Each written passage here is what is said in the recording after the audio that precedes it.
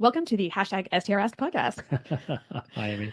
Hi, Greg. This is Amy Hall, and this is Greg Koukl. All right. All right. Here's a question from Patrick Garmo. Why should I love and thank Jesus for creating a world where pain and sin exist and then fixing it by sending his son? In Dr. Frankenstein's monster, the monster is like us and the doctor is like God. Wouldn't God have been better off if no one ever existed? Certainly less pain and suffering. Well, it's a fair question, and this falls broadly into the category of the problem of evil. And the question is, was it worth it? Now, I deal with this question in the story of reality, but lots of people have addressed that. And the answer is, we're not in a position to be able to assess that. Okay, and here's an illustration I use in the story of reality that Greg Gansel uses in his book, Thinking About God, which is a great introduction to the philosophy of religion. And don't let that phrase scare you. It's very, very accessible. And in fact, when I wrote Tactics the first edition now, like 14 years ago, I would read Greg's book, to get my wordsmithing rhythm because he's so accessible in the way he converses with the writer. But in that book, he says there are some things that we're in a position to know and some that we're not in a very good position to know. If there were an elephant in the room, we would know that. Okay? But we're not in a good position to know if there's a gnat in the room. We may not see a gnat, but that might be because we missed it, because it's small. So there are some things that, simply put, we're in a good position to know aye or nay, and other things that we're not in a good position to know aye or nay. And this question falls in that second category. Was it worth it?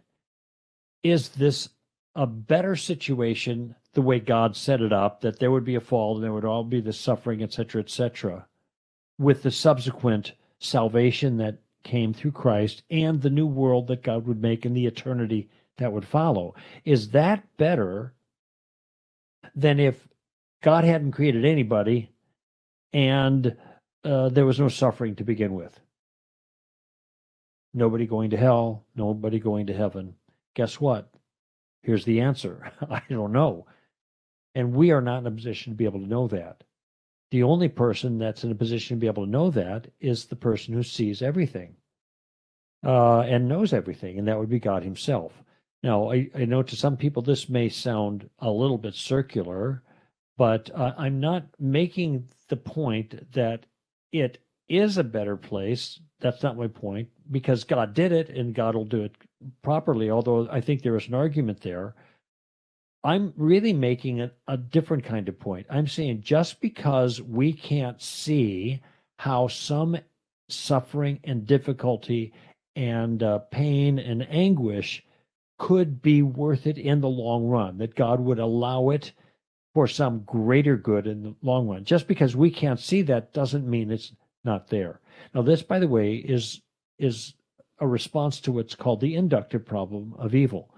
And the inductive problem of evil is simply saying, it's not making the case, well, if there's a good, powerful God, that he'd be able to get rid of evil, he'd be willing to get rid of evil, but we have evil, therefore that kind of God doesn't exist. That's called the deductive problem. It's largely answered. And in fact, by philosophers, not even asked anymore. But the other one is the inductive. Well, maybe we can't demonstrate through a powerful defeater that God doesn't exist because of evil, but it's unlikely he would exist because the amount of evil in the world is not justifiable. Okay, well, the problem is, how would we know it's justifiable? In fact, I was challenged on that issue by a professor. Okay, you tell me what the reason is for all this evil. And my response is, I can't give you the reason for all this evil. I'm not God. But just because we can't think of a reason doesn't mean there isn't a good reason. And so what I'm trying to do is just deflect an attempted defeater here. There is no way we could know this. the way out of this kind of conundrum is to bank on the kinds of arguments that are compelling that God exists. One of those is the moral argument, which also essentially lays the foundation for God being a good God, because the moral argument is that there is good and evil objectively in the world, and it turns out that there is only one way to ground that, and that is a morally good God. And without a morally good God, you can't have any categories of good and evil that are incumbent upon people, moral obligations. So if we need God, who is perfectly good, to have any morality at all, and we do have morality, we know that because of the problem of evil and broken rules, bad things, then God must be good.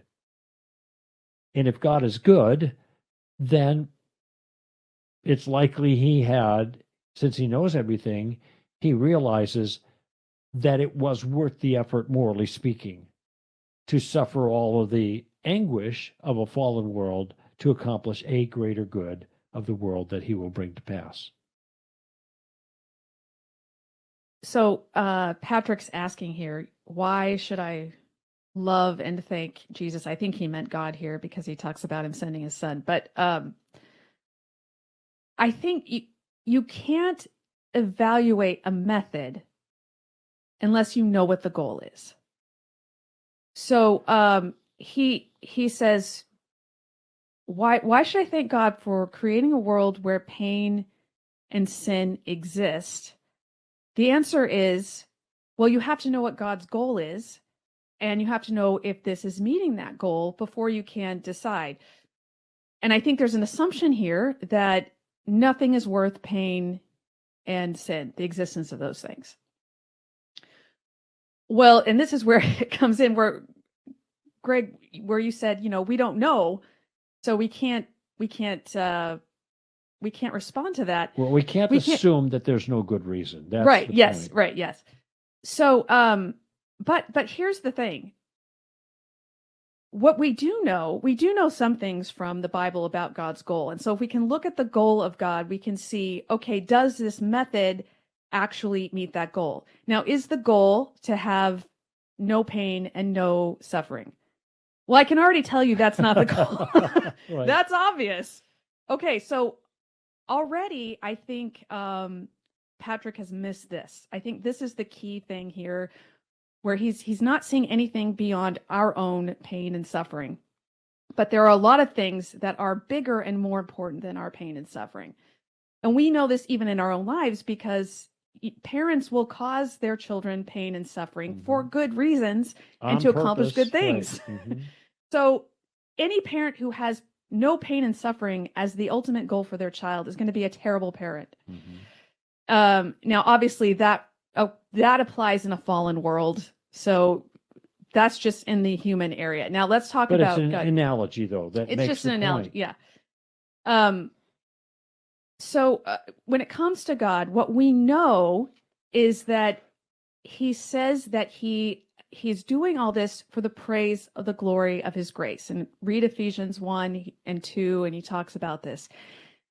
He has created this world, and he says that he had the eternal goal of having Jesus on the cross. Now, why would that be? If his goal is to be to the praise of the glory of his grace, then Jesus dying on the cross for us reveals something about God that can only be revealed in a world with sin and suffering. Mm-hmm. So let's say that's God's goal. Maybe God wants to reveal this greatest glory of his that can only be revealed in a world, not can only exist, because obviously God is who he is, no matter what else is going on around him. Right. But in terms of revealing it to us, it requires a world with sin and suffering. Mm-hmm. So if that's the case, we come to the question, is it worth it? Mm-hmm. Now, your answer to that question will depend on how you see God. If you don't really care much about God, then you don't really care much about seeing him in all that he is. But if you love God and you do believe that he is the most glorious being in the world, that we will be together with him forever, then you want to know him as fully as possible. And that is your greatest goal. And you're willing to go through anything to get there. I think about Johnny Erickson Tada saying she wouldn't trade her wheelchair for anything. Mm-hmm. She was paralyzed when she was 17 or 18. Teenager, I can't remember. Right. And she's gone through tremendous pain, chronic pain, cancer, right, for decades. And she says, I wouldn't. She's my age. She's a little older than I am, as a matter of fact. Yeah, so it's been a long time. And she says, I wouldn't trade my wheelchair for anything, because she knows that her suffering has been worth it because of what it's revealed to her about God. The goal. Yes. Back to the goal. It has met the goal. So if this method meets the goal in a way that no other method could, that's why we should thank him for it. Right. Now, we're not thanking him directly. I don't think we need to directly thank him that bad things have happened to us, but we thank him for what he's doing through a fallen world for the sake of our good and for his glory. And it's both those things. We see God working in both of those things all the time. And the best example of that would be with Lazarus, where he lets Lazarus die, and he says that he died so that Jesus could reveal his glory. So not only did that reveal Jesus's glory, but it also allowed the people there to see his glory, which was worth it and was for their good. So there are a lot of reasons, and we haven't even touched on building character and all those sorts of things. But if we're talking about why we should thank God for creating this world, it's because he created a world where the cross would exist and would reveal God to us in ways that would increase our enjoyment of him for eternity.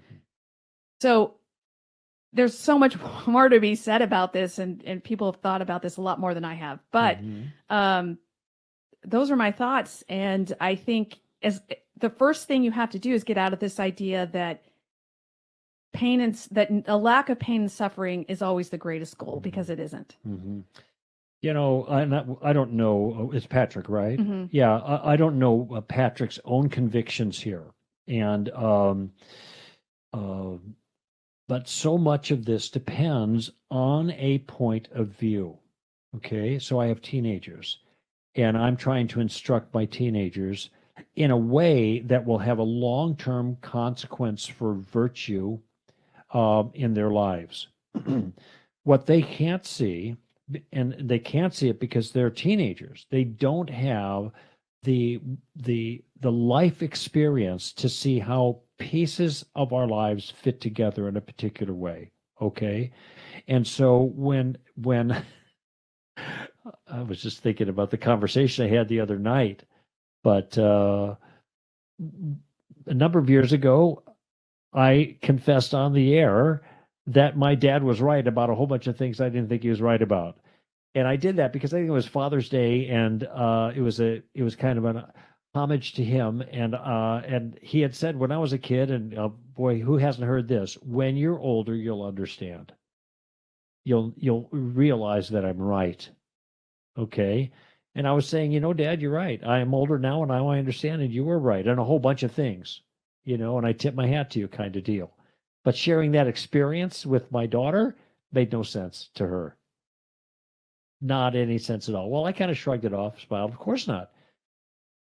Now, I just use that as an illustration because it's an illustration many of us who are certainly adults and parents understand fully, because we know that's the way life works. There are things life works by a certain set of rules, and parents understand those rules largely, and so they're trying to teach their children how to operate within a world of rules, how to operate successfully in a satisfying fashion. But the kids don't understand that. That's why they push back. That's a stupid reason. That's dumb. That's what parent hasn't heard that, right? What do you do? Well, you just say, well, you'll see. When you're older, you'll understand. We tell them the same thing our parents told us. And then they say, no, we won't. Well, this is where it comes down to trusting you. Ultimately, if let's take this out of the child area and back to Parent, God. right. Ultimately, this comes down to trusting God, because there will be a lot of things we won't understand why they're happening. So we can only look at this in terms of big picture things. Do I know why a certain thing has happened in my life? Sometimes, but sometimes not. So, except in the larger picture that I just described. Sometimes you learn down the line, years later, you see Right. how it fits in, right? Right. So this is where it comes down to trust, and this is where the Bible comes in. You have to be so familiar with the Bible and to be able to meditate on the things that we've seen God do in the past, how he's shown his faithfulness, how he's worked in people's lives, even in the midst of suffering, why the suffering occurred, what came out of it. If you see him working over time, and also not even in the Bible, but also in the lives of other people who have suffered. Mm-hmm. So many people have written books about these things. There are a lot of books out there. See what God did, see how it worked out. Just meditate on these things, because your goal right now is to trust God even when you don't understand. Right. Now, this is something we've talked about so many times, Greg. We talk about suffering a lot, and most things, I don't repeat the questions very often. But this question in particular about suffering and all the different angles, I think is probably the number one question I get, not only here, but also in person when we're at our conferences from students. Ask the apologist. Yes. I have a table at our youth conferences, and I get tons of questions about evil. And I think one of the problems is that our churches do not talk enough about how to deal with suffering, because there's this idea that we're supposed to be these overcomers, and this is how we make our lives perfect. And there's an inability to talk about the reality of suffering. I call it an inappropriate triumphalism that you find in a lot of churches. Everything's fabulous all the time, and we're just praising God for all the wonderful things. And sometimes I'll make this point, and this is my quick answer to the word faith movement, which trades a lot on that theology, is that, as you mentioned, First Peter was written to suffering Christians, okay? First Thessalonians was written to suffering Christians. Second Thessalonians was written to suffering Christians. Hebrews was written to suffering Christians. Ephesians, Philippians, Colossians, and Second Timothy at least were written by Paul when he was in prison. So when you look at that, just that quick summary, where do people get the idea that everything's going to be 60s alert here, hunky-dory, or maybe that's 50s, I don't know. Everything's going to be wonderful for us if we just get our act together with God. No, in this world, you have tribulation, Jesus said. And he's overcome the world, but that doesn't mean he's taken us out of the world. In fact, in that prayer, right, the upper room discourse there in John 17, he prays the Father does not take them out of the world, but keeps them in the world, keeps them, that is, cares for them while they're in the midst of this kind of thing. And this is a very challenging balance for Christians to manage a lot of time. But it's all over the text. Just as Jesus Christ suffered in the flesh, arm yourselves for the same purpose. 1 Peter chapter 2. Why are you so surprised at this fiery ordeal that's among you, as if something strange is happening to you? 1 Peter 4, the end of that chapter. And those who suffer according to the will of God, entrust yourselves to a faithful Creator in doing what is right. Okay, these are all passages. How do I know those verses? Because I read the book enough that these things stand out to me, and I take encouragement from those passages, because I realize that all of the things that I desire for fullness and satisfaction, happiness, however you want to characterize it, is not to be found in this life. We get tastes of it, but it's a life that God is preparing us for, where the I'm trying to remember the line. It was just like I read it last night.